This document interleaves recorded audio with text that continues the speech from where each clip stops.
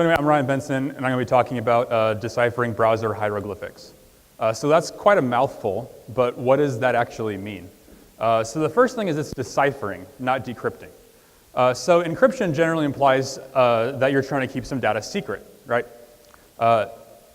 And in forensics, we are running into encryption more and more as people and applications want to do things to keep their private data, private. But just because you see something and you can't immediately understand it doesn't mean that you're not meant to understand it. So the story of how Europeans went about eventually deciphering the ancient Egyptian hieroglyphs is pretty interesting, and I'm going to be kind of referencing it kind of throughout my presentation. But basically, they were trying to do it for a few hundred years, and they had all these problems making sense of it just because it was so fundamentally different than any language they were familiar with. But that wasn't because the Egyptians were trying to make it hard for them. It was just the Europeans didn't have the right frame of reference in order to make sense of it. So that's deciphering in hieroglyphics, and so the middle part is browser. So that seems kind of straightforward, but I mean, what's a browser nowadays? There's lots of video games that have web browsers built into them. There's very popular desktop applications that are actually just bundled web browsers, and lots of mobile apps use web technologies in the back end to power them.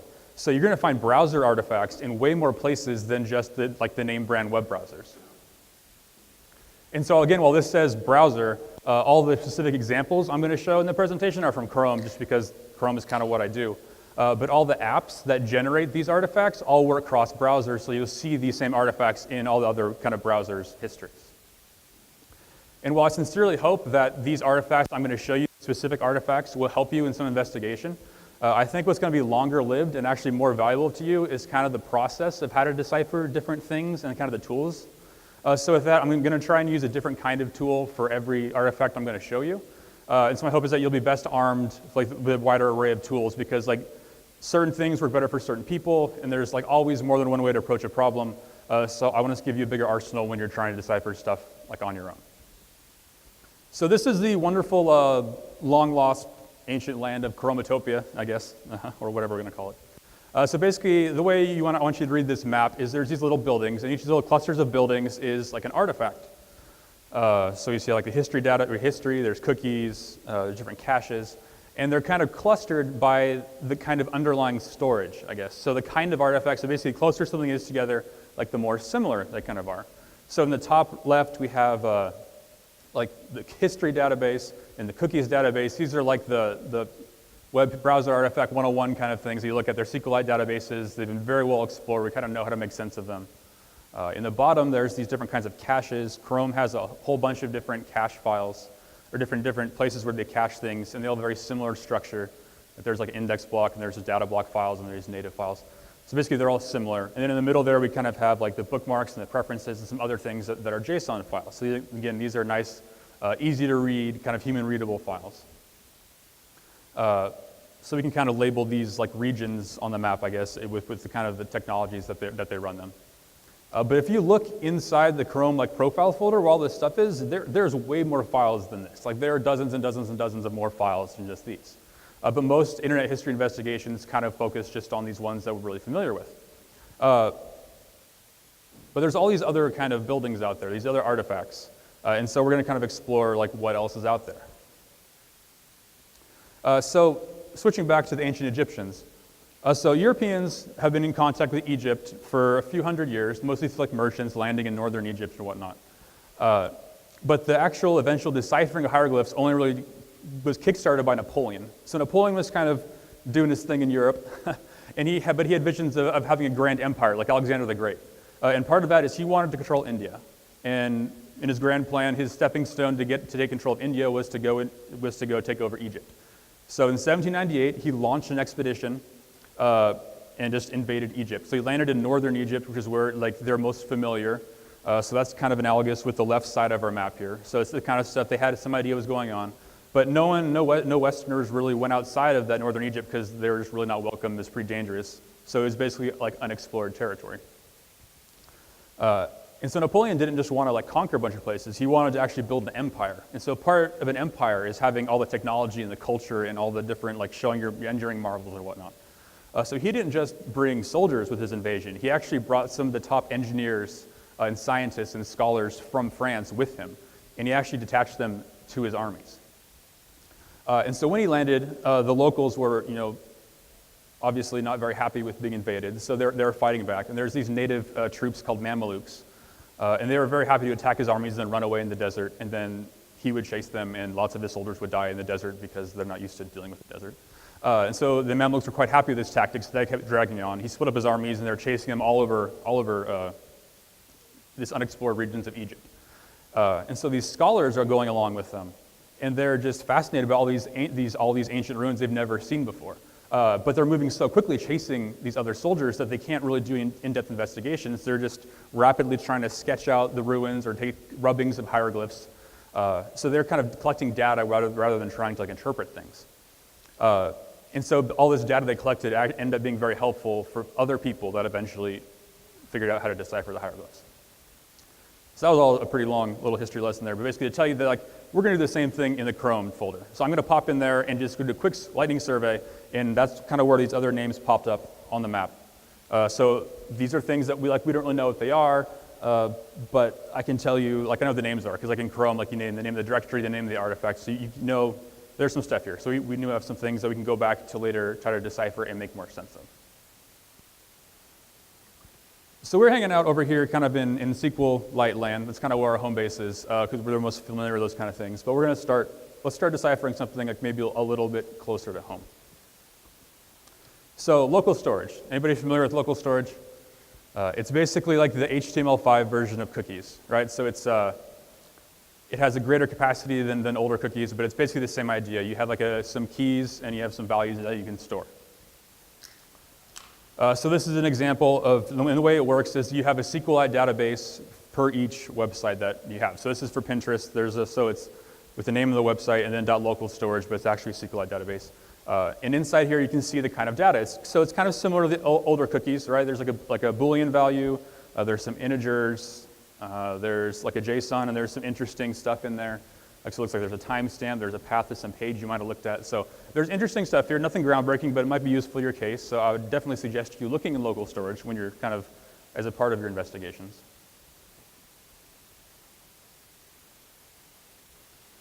This is another site. So this is a news site.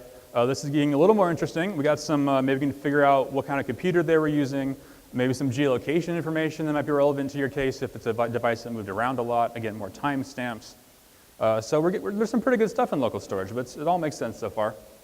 And then we get to this. What do you make of this? So this is Slack, and I really doubt this is meant to be read literally, right? I mean, there's a bunch of Asian characters in there. There's there's a pair of scissors. There's a bunch of unprintable characters, and I actually found literal Egyptian hieroglyphs in this, right? And so that's kind of where the name of this talk came from, is because I actually found hieroglyphs in my browser history, which was definitely a first for me. And this isn't the only data key, or the only thing in local storage. There's all these different keys. This one is the members data, but there was about 20 more keys in here. Switching back to Egypt. So there's a bunch of soldiers that were kind of forward fighting, doing some fortifications around a fort outside the city of Rosetta. They found this 1,700-pound rock with a bunch of stuff written on it. But the scholars went ecstatic because it had the same thing, or they suspected with the same thing written on it in 3 different languages. The top one was hieroglyphs, the middle one was an older script called Demotic, and the bottom one was ancient Greek. And they knew how to read ancient Greek, so they thought this was the key to everything. It was a little more complicated than that, but the Rosetta Stone did end up being pretty important for deciphering the hieroglyphs. So I kind of wanted my own Rosetta Stone, right? That sounds like a useful thing. I'll take a little crib sheet that tells me how to translate things. And so I went and actually found one. So if you guys use Slack is, you can get to it on the web interface, or you can get to it in a desktop application. And so Slack is actually built using the Electron framework. The Electron framework is basically a bundled Chromium browser. So if you look at the data behind Slack on the desktop, it looks a lot like Chrome. So it's all right, cool, I know how to read this. And I looked, and I pulled mine open, and I found the same data keys, like members data and whatnot, but for the actual data, it was a nice, easy to read JSON. I'm like, all right, this is how it's supposed to be. I can read this. And there's actually some pretty good information in there. Like the example I have here is members data. There was another key called channel messages, which is like all the chat messages like you'd expect. Unfortunately, that one has gone away in the last few months. But if you have an older version of Slack, you still might find that one. So I kind of have all right, this is what it's supposed to look like, and this is what it looks like on the internet. And then there's one other key that was in there that wasn't, any of these mangled glyphs. It was called is compressed. So the desktop is compressed was no, the website is compressed was yes. I'm like, all right, this is called a clue. So this is obviously some kind of compressed data, all right? But what kind of compression is this? I'd never seen anything that looks like this before. I ran it through all the normal decryption or decompression things, and nothing really worked. And so I turned to something that your French Europeans didn't really have, Google. And so I started looking around, like, all right, so what else can I find here? And I started looking, and I started eventually searching for local storage-specific compression things. And so local storage is really generous. You get about 5 megs of space versus HTTP cookies, which is 4K, so it's a lot. But I found a lot of people were pretty disappointed with that. They wanted more storage, and so there's actually a lot of ways to compress data in local storage. And that led me actually to this guy, so LZString. So basically, JavaScript stores things in local storage in UTF-16-ish way. So basically that means if you're storing ASCII type data, every other byte is going to be a null, and so you're effectively losing half your storage space. And so this guy didn't like that. So what it does is it compresses your data, and it stores it in UTF-16 code points, like in high code points, so you're using both the bytes. And that was how you could get more data in there. But the fun part is like this is never meant to be read literally, so they don't have to be like assigned code points. They're actually valid code points. So that made making sense of it really fun. If you've ever done any work with Python and Unicode, I've unleashed more than my fair share of curses trying to get stuff to work, and having the non-working Unicode points did not help me. So anyway, I'm going to show you how to do this without using any programming. So there's an awesome tool called Cybershow. So this is put out open source by GCHQ. And basically it consists of a lot of common operations that are very simple things. And then you can stitch them together to make a more complex, complex operation. There's nothing in here that you can't do in the command line or 100 other ways, but it's very easy, it's drag and drop, and it's really cool. So at a past job, we had an internal tool that would magically convert one thing to another, and it was pretty similar in concept to this, and it was really helpful for just exploring things really quickly or trying to just decrypt some kind of, there's lots of different operations in malware analysis. So basically, it's a really neat tool to have. And this one's a really slick open source version. Okay, good, it looks better. Okay, so on the far left, we have the operations. So this is all the different things that the Cyberchef can do, the components of your recipe. And you can search in the top bar. That's good because there's hundreds of different things you can do, which makes it really powerful. In the middle, there's the recipe, and so that's where you can drag these little cells over and reorder them, and then you kind of build this whole thing, and you can save recipes and load recipes later, so once you figure out how to decode something, you can easily reuse it or share it with somebody else. And then on the far right, we have the input and the output. So basically, the input is just your input, and then the output takes the input, runs the recipe on it, and puts it back in the output. So it's kind of like a live thing. You can kind of see what's happening. So let's get started with our Slack. So the first thing that we need to do is get the raw data. So this is another open source tool, open source Equallight Browser. And I went to open my Slack database, my local storage database, went to that members key. You need to make one change at the top, just change the mode from text to binary because you want the actual binary information.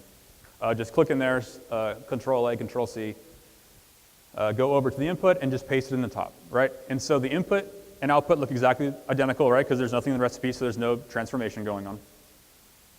But one of the first things you'd want to do is okay, so this is kind of in the output from a hex editor kind of thing where there's all these new lines that are predictable length. And there's a dozen ways you can get rid of them. You can copy paste it out to Notepad++ and remove stuff. But hey, let's see if Cyberchef can make this, save us a few seconds.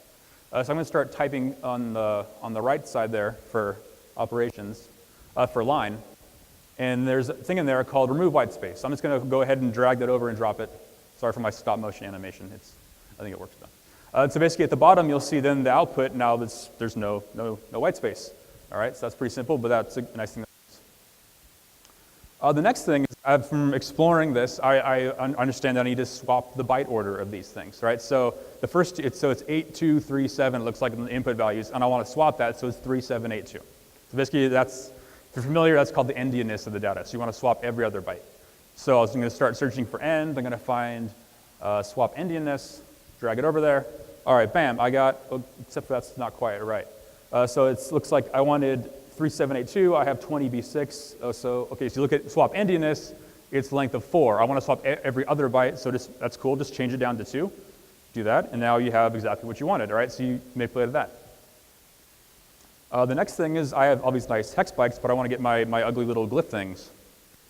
So I'll do my text encoding. So start searching for text. You can change different options. The input is hex, the output is UTF-16, and then now I have my glyphs, right, that I can use as my basis to start decoding or decompressing.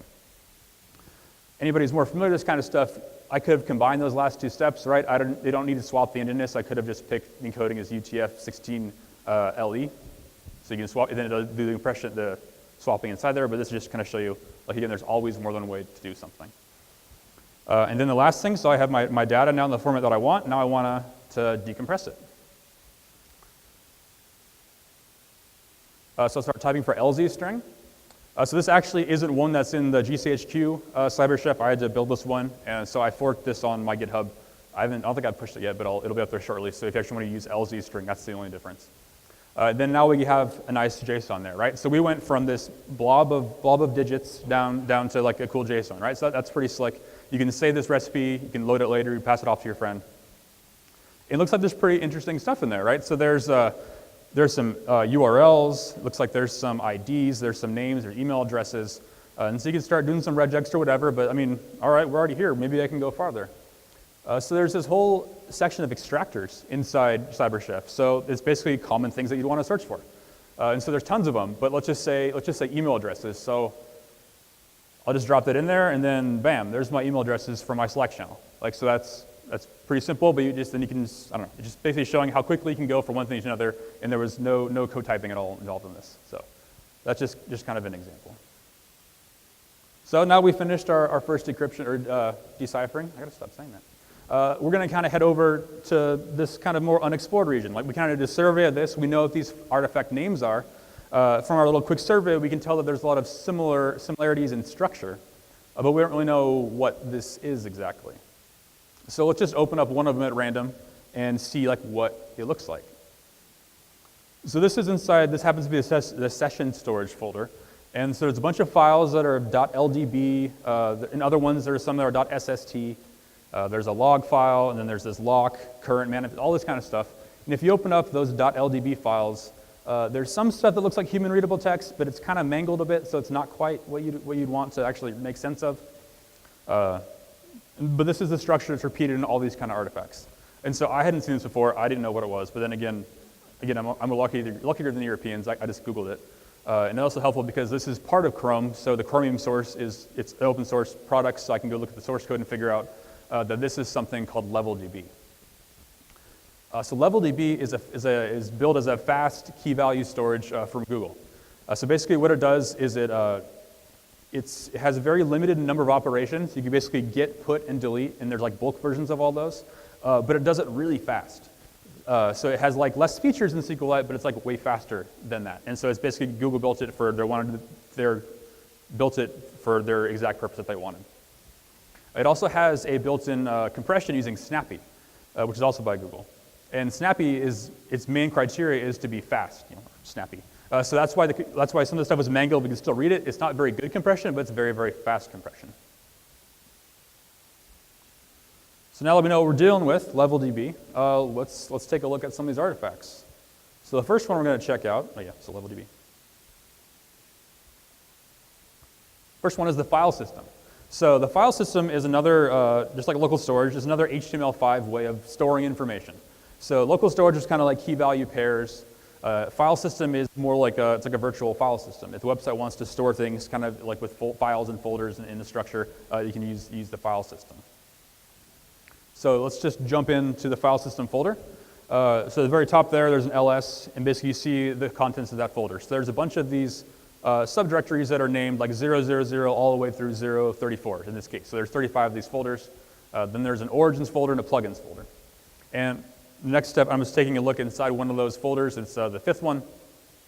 And there's a P folder and a T folder, and that stands for persistent and temporary. So there's like two versions of this file system. There's the one that's supposed to be temporary and the one that's supposed to hang around a little bit longer.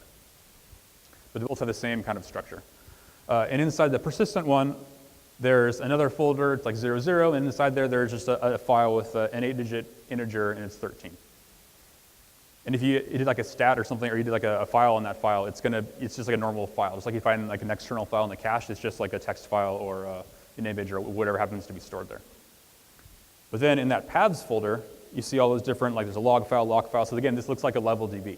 And if you open up that level DB and read the information, it translates the file system with the folders and the structure that the website sees into this 00 folder and then this 13. So it's how you map different back and forth.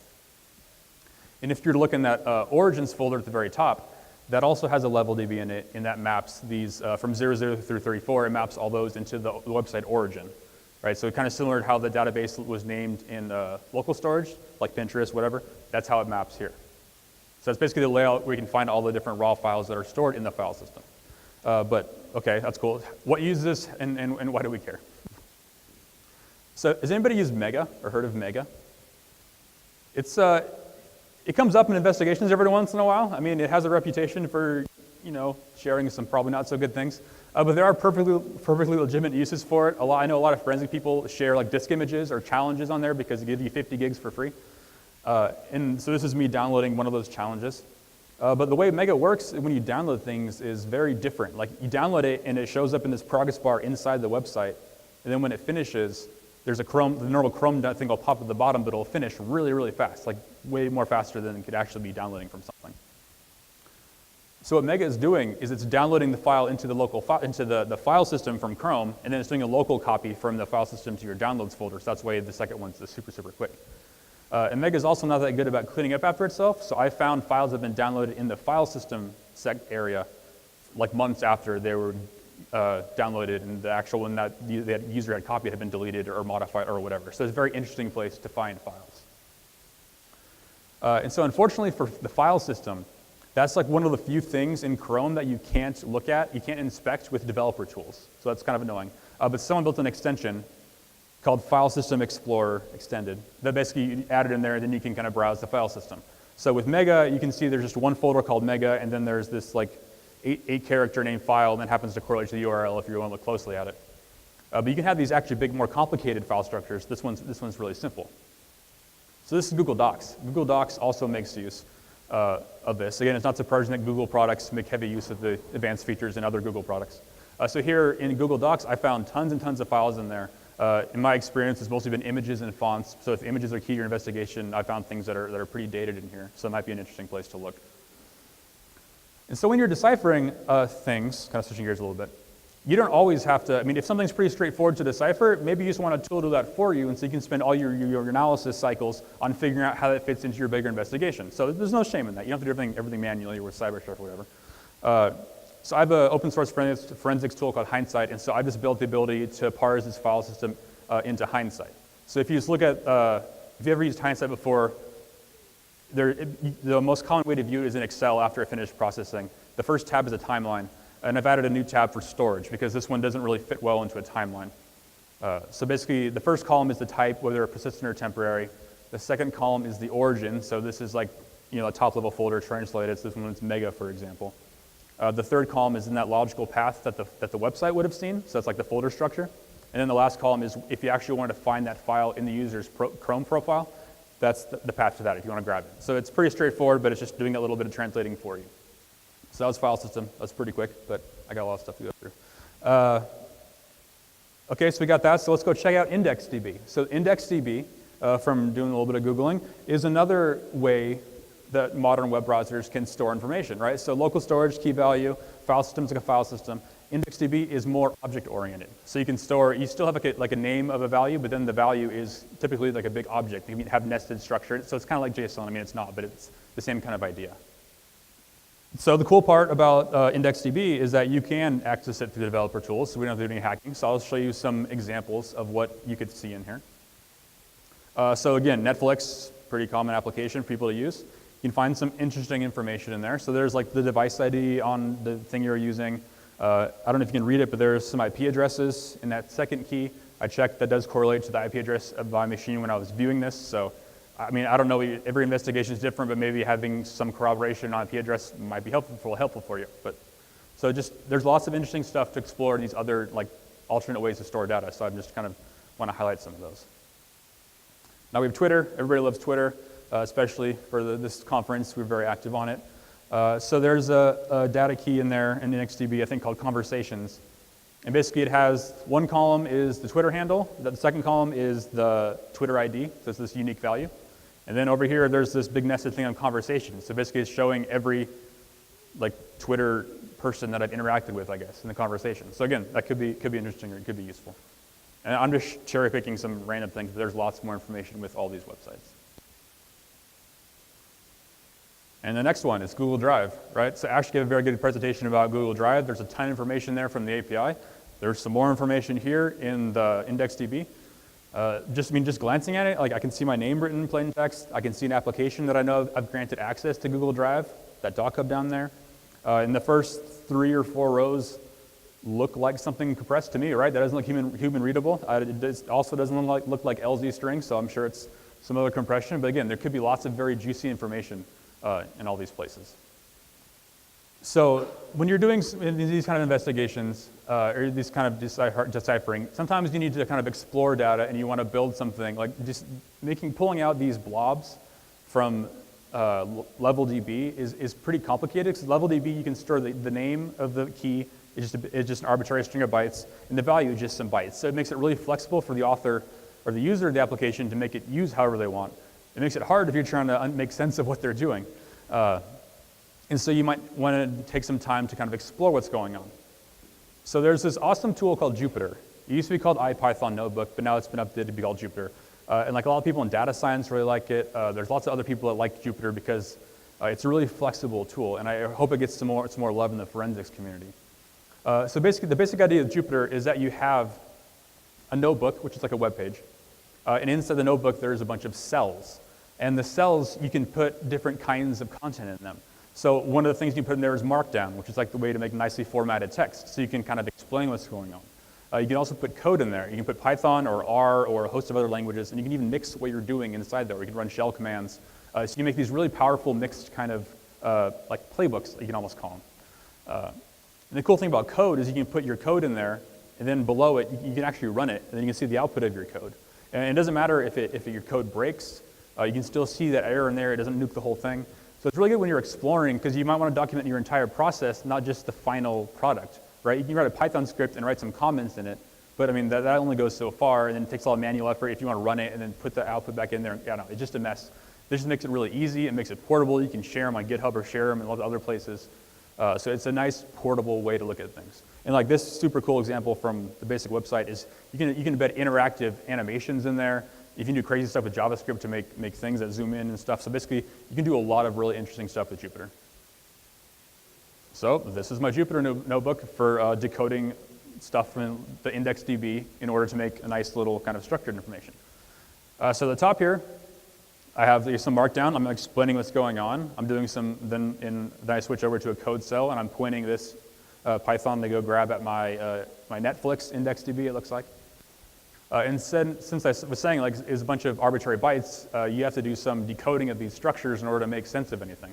So one of the structures that they use is called a varint, or a variable length integer.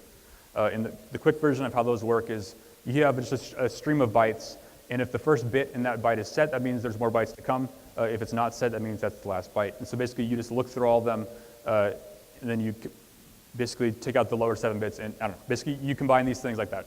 And so there's a simple function here for decoding the varint, but then I'm going to put an example right below it to show you how it works. So I'm running my example, C decode varint. I put in DE04 as like the input, and then I get out.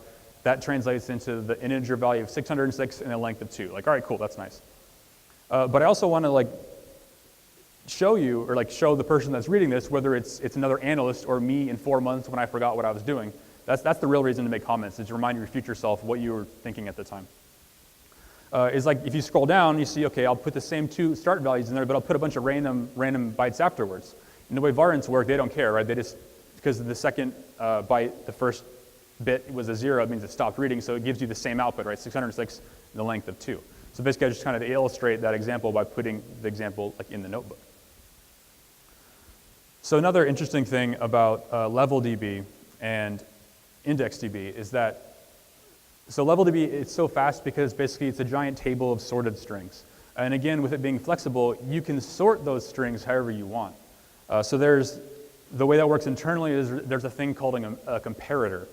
And so the normal one is called a bitwise comparator, and I think it's pretty straightforward. So if you just open an LZDB with no comparator specified, it'll assume that one. But you can also specify a custom one if you want to sort things in your own custom way. And if you don't specify the right comparator, the LZDB will say, sorry, I'm not going to open, and then you're kind of stuck. So IndexDB has its own comparator, which is somewhere in the C code online for Chromium, but I couldn't figure that out. So I just made a fake comparator that basically is the normal comparator, but I changed the name. And there's a different library for reading this called Plival, and that takes it. And so here, I put that in there, kind of explaining what I'm doing, and that opens my database. And I'm kind of explaining what's going down, and as I go down further, I'm actually pulling all this stuff. But that's, all this Python walking through things is more, better forum for a blog post, or I don't know, a Python notebook. So I'm just going to kind of stop there with that part. But if you want more, if you're interested in that, you can check out the notebook. It'll be online.